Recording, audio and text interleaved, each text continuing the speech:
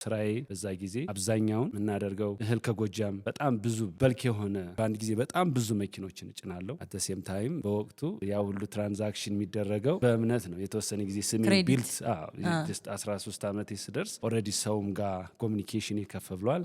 የዛኔ ስልክ የለም። ሰው በማዞሪያ ስልክ ነው የሚሰራው።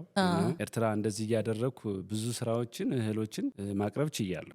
ከምስራቅ ጎጃም ጀምሮ እስከ መሀል ድረስ ጤፍም በቆሎም የተለያዩ እህሎችን ማልሰራው ስራ የለም። በዛ ጊዜ ኤርትራ ሄደን ደግሞ ያው በወቅቱ ንግዱም የተሳለጠ ስለነበረ አንድ የሆነ ሀሳብ መጣልኝና ምንድነው በጣም በፊት ታርጌት አድርገን አስመራ ከደረስን በኋላ ነው ስራ ምንሰራው እና ከዛ በፊት ከተሞች አሉ እና እንዲሁ እየሸጡ የሚሄድ ነገር መጀመሪያ ያው ስታብሊሽ ያደረግኩት ከጎንደር ጀምሮ ስለሆነ በቃ ሽሬ ከገባን ጀምሮ እስከ አድዋ ድረስ እያቸረቸርን እየዝቅ ብለን እየቀነስን እየሰጠን እንሄዳለን ማለት ነው። አደሴም ታይም በዛ ወቅት ማደርገው የነበረው ብዙ እንድሰራ የረዳኝ ይሄ ክሬዲት አሁን በውጭ ዓለም ብዙ ኤክስፒሪየንስ ኑሮኛ ያየሁት ነገር በዛ ጊዜ ክሬዲት ሴል የሚባል ነገር አመጣሁ እኔ ማለት ነው። ራስ አንተ ነህ ክሬት ያረከው? አዎ በዛ አካባቢ ላይ ክሬዲት አልተለመደም ነበር። አዎ ይሄ ዱቤ ሽያጭ የለም።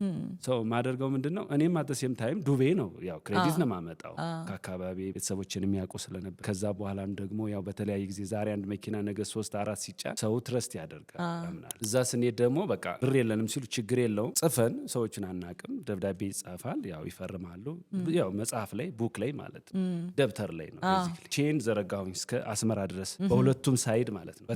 በትግራይ ማለት በዚህ በወሎ በኩል በወልዲያ በኩል ማለት ነው እና በጣም በልክ የሆነ መኪና ነው የሚወጣው። አሁን ላይ ሳስበው ይገርመኛል። ለ4 ዓመት ተኩል እንደዛ ላይ የሰራሁት ክሬዲት እንሰጣለን። መጀመሪያው ሸራ መፍታት ምን ጀምረው ትግራይ ስንገባ ከማይጨው እንጀምራለን ማለት ነው። ኤርትራ በዚህኛው በኩል አልፎ ይደርሳል ማለት ነው። እየተራገፈ እየተጻፈ ዛሬ ያረገፍንላቸው የሚመጣው ለማራገፍ ግን የቀደመውን ክፍያ ይከፍላሉ።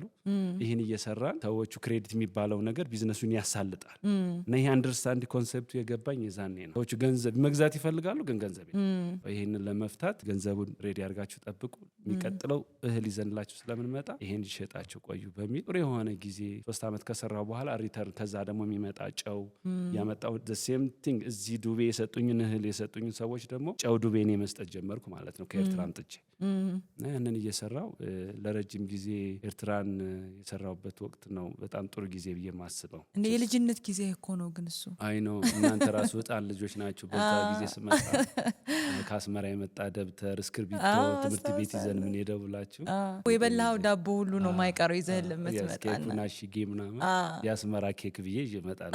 እኛ በቃ ከውጭ ሀገር የምትመጣ ነበር የሚመስለን የዛኔ በጉጉት ጋሻው መጣ ከተባለ ደግሞ እኮ በጣም ህፃን ልጅ ነህ። እኔ እኮ በዛ ሰዓት እኔ ልጅ ስለነበርኩ ማስብህ እንደ ትልቅ ሰው አሁን እንዳለህበት እድሜ ነው። ለካንተም ልጅ ነበርክ። ኦፍ ኮርስ አሁን ስታይኝ እድሜ ትንሽ ልጅ አይደለም ነው ታሪክ ይናገራል።